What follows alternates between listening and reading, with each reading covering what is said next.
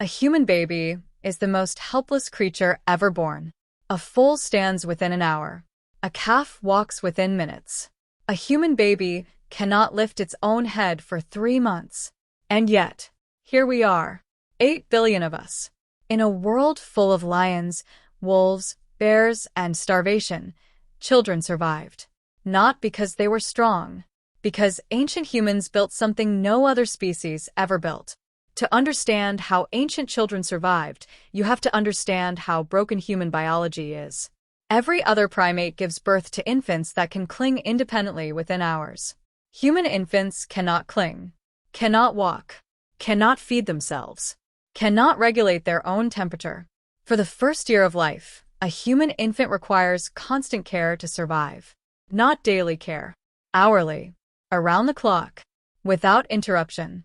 And for years after that, the child remains completely dependent on adults for protection. A lion cub is dangerous by 6 months. A human child is still carried at 2 years. So, how did any of them survive? The answer is one word. And it is the most important word in human history. Alloparenting. Allo means other. Alloparenting means other people raising your child alongside you. Not just the mother. Not just the father. Everyone. Grandmothers. Aunts. Older siblings. Unrelated adults. Every member of the band. Evolutionary anthropologist Sarah Hrdy called this the cooperative breeding hypothesis. Her argument: human children did not survive because their parents were strong. They survived because the entire community took responsibility for every child. This is not unique to humans. But humans took it further than any other species. Let us look at the grandmother first, because the grandmother may have saved the human species. Human females are the only primates that live decades past their reproductive years. Every other female primate dies shortly after she can no longer reproduce. Human grandmothers live for 20, 30, sometimes 40 years after menopause. Why? What evolutionary purpose does this serve? The grandmother hypothesis answers this directly. A post-reproductive woman is free to invest all her energy in grandchildren. She does not need to carry a baby herself. She can forage while the mother nurses. She can carry a toddler while the mother carries an infant. She can watch older children while the parents hunt. Studies of modern hunter-gatherer groups confirm this directly. In groups with active grandmothers, child survival rates are measurably higher. Not slightly higher, significantly higher. The grandmother is not a retired adult. She is the most important survival technology the species has. Now, let us talk about the second secret: the baby's face. Human infants are born with a specific set of facial features designed to trigger care responses. Large eyes relative to face size, round cheeks, small nose, disproportionately large forehead. Konrad Lorenz called this the kinchenchima, the baby schema. These features activate a specific care response in human adults, including adults with no children, including adults who have never met the baby, including adults who are not related to it. The baby face is a neurological trigger, a key that fits a lock in every adult human brain. It evolved specifically to recruit care from non-parents. The baby is not just cute. It is running a survival strategy. Now, let us talk about the baby's cry. Because the cry is even more sophisticated. The human infant cry operates at a frequency that is physically uncomfortable for adults to ignore. Not just unpleasant. Physiologically activating. Heart rate increases. Cortisol rises. Attention snaps to the baby. This response is measurable in adults who have never had children. In adults of both sexes. In adults from every culture tested. The cry is not a noise. It is a biological command issued to every adult within earshot.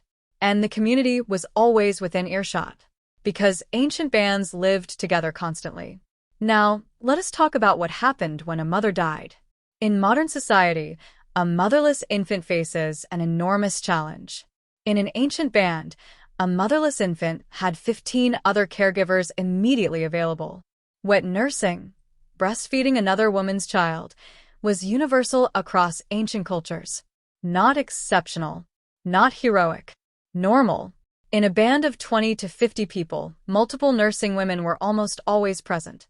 The death of a mother did not mean the death of her infant, because the infant belonged to the whole community, not just the parents. Now, let's talk about fathers, because the father's role in ancient child survival is surprising. Human fathers invest more in offspring than the fathers of almost any other primate species. Gorilla fathers barely interact with infants. Chimpanzee fathers provide almost no direct care. Human fathers carry children, feed them, protect them, teach them, and grieve when they die. This is not culturally learned behavior. It is biological. Human males show measurable hormonal changes, reduced testosterone, increased prolactin when holding infants. Their body is physically calibrating for caregiving. Evolution built the care response into the male body as well as the female one.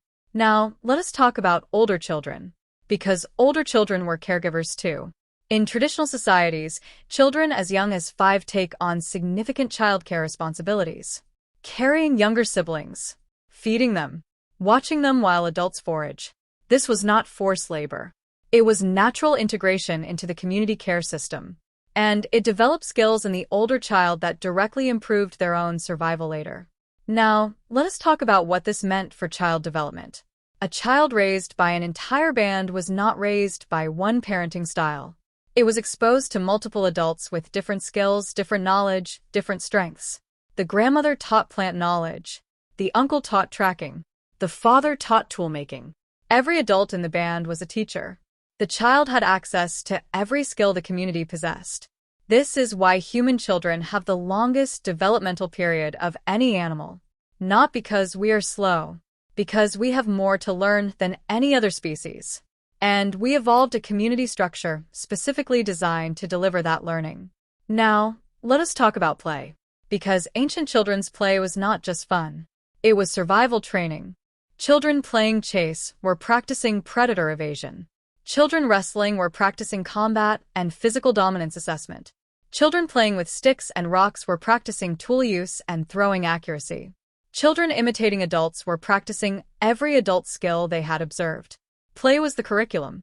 The community was the school. And it ran every waking hour. Now, let us talk about danger. Because children did not live in a protected bubble. The ancient world killed children constantly. Disease, predators, accidents, starvation. Infant mortality in ancient populations was catastrophically high by modern standards. Estimates suggest that up to 50% of children did not survive to adulthood. Half of every generation, gone before they reached their full potential. And yet the species not only survived, it grew. Because the other 50% survived against the most brutal selection pressure imaginable. And they survived because of the system. The grandmothers foraging, the fathers protecting, the older children watching, the aunts nursing, the whole band alert. Every adult tuned to the sound of a child in danger. Now here is the part that changes how you see modern childhood entirely. Modern childhood is the most isolated form of human childhood in 300,000 years. The nuclear family, 2 parents, 1 or 2 children in a separate house, is an evolutionary experiment that has existed for less than 200 years. 2 parents doing the work that 20 adults were designed to share. No grandmother in the house. No extended band. No alloparenting network. Just 2 people, trying to be 20. The epidemic of parental burnout in modern societies is not a personal failure. It is a systems failure. The system we evolved for no longer exists. The ancient secret was never individual strength. It was collective care. Every child that made it through the ancient world made it because the whole community willed it. Not 1 parent. Not 2. Everyone. The most dangerous thing in the ancient world was not the lion outside. It was being separated from the group, for the child, and for the parent trying to raise that child alone. Ancient children survived the savage world because they were never alone in it. And in that truth, there is something we have forgotten and something we can still remember.